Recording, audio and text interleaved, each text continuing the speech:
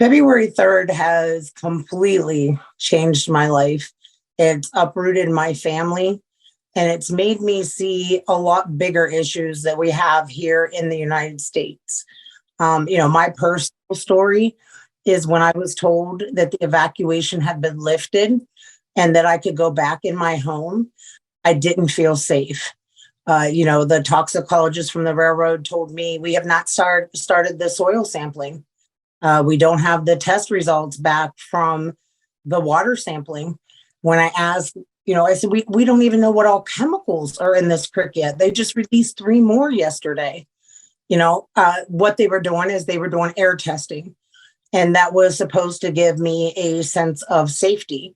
We have now learned from the EPA that this testing was done at subpar levels, and they were not testing for all the chemicals. Basically, the machines they had your chemicals in your house would have had to be 5 times the reportable limit. So they were using this to give residents a false sense of safety, when in fact they weren't testing for safe levels. They were testing for near lethal limits. I threw a fit, and I threw a fit because Sulphur Run Creek, which is still one of the most heavily contaminated creeks, runs right next to my house. It is literally 5 to 7 paces from the front door to that creek. There are embankments on both sides of the creek, so it can go from 6 inches to 4 feet when we have a good rain. I knew all those chemicals were going into that soil. All that water was going into that soil, and that water leaks in my basement. The toxicologist said that when he saw the water leaking into my basement, that those vapors from that water could be very dangerous. The next day, Norfolk Southern called. The next day was February 15th. Norfolk Southern called me that morning, and they said, we see why you have concerns and we'll move you out. Do you rent our own? And I said, well, I just rent. Well, we'll pay all your moving expenses, get you a couple months rent, basically give us a number. So for a split second, I kind of thought, okay, let's just get our money and get the hell out of here. And then I thought about my 47 immediate family members that live within the 1 mile zone, my friends, all the kids in town that call me Aunt Red. And I said, there's no way we just walk away. That night on February 15th, we had our first town hall, and we had the EPA up there saying everything's fine. No houses have been found to be contaminated. And I said, wait a minute. I finally got the microphone, and I said, Norfolk Southern offered to move me this morning. My house is contaminated. I was quickly whisked away by Congressman Bill Johnson, who said, fill out this privacy form, get it from, my people at the table, and I will get back to you. I've never heard back from him. I have contacted his office several times. He was at a meeting a couple weeks ago when NIH came in to speak to the town. And when I got up to ask my question, I said, I'd like to speak to you after the meeting, Congressman Johnson, because you still have not gotten back to me since February 15th.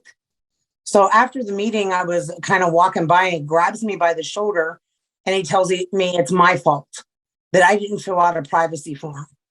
And I said, I did, in fact, fill out a privacy form February 15th. I didn't even have those forms with me. I said, there's plenty of videos to show that you told me to get one of those forms and fill it out. And he immediately changed his tune to, well, where did you turn it in? I turned it in at your table. I didn't even have a table. I said, you did. I said, but that's not why I'm here to talk to you. I want to talk to you about meeting with our Unity Council for the East Palestine train derailment. And I explained to him that we were a group of people.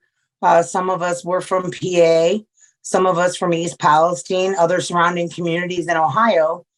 And he tells me that he does not answer to councils, that individuals make individual votes. He will only answer to individuals. And he tells me that I don't get to represent the community. And I said, well, Mr. Johnson, what if I walked into your office and I had a petition that had 2,500 signatures. So you could see that I'm not just representing the people. I am actually letting them, coming in and speaking for people that don't have a voice. And he tells me I don't answer to petition. What I told him is, well, you don't have my individual vote. And I walked away. And he screams across the room, I know I didn't have your vote anyways. And I simply told him, Mr. Johnson, tuck that railroad's money back in your pocket. It's hanging out. And he said he gave the campaign money back. And I said, well, all of the campaign money or just what you took this year? And he storms out. Well, what he didn't know is there was a couple members of Unity Council that were already outside. And as he was walking out, he's screaming to his assistant, write her off, write her off. And one of the gentlemen on Unity Council said, wait a minute, she's a constituent. You can't just write her off. That's not fair. So when we go to these politicians, they're not answering us. They're not getting back to us. It's not just me. There are numerous people that have been contacting Governor DeWine, that have been, calling our congressmen, our House of Representatives. We're not getting that feedback back from them. They're unwilling to talk to us. They're unwilling to support us. When they do come into town, they meet with a very select few of individuals that control that narrative of everything's fine. I just watched a video with Bill Johnson interviewing, and, he's saying, well, FEMA already said that East Palestine doesn't fall under their guidelines. And we were being told it was because there was no structural damage. The problem with what's going on in East Palestine is it is invisible. There is structural damage.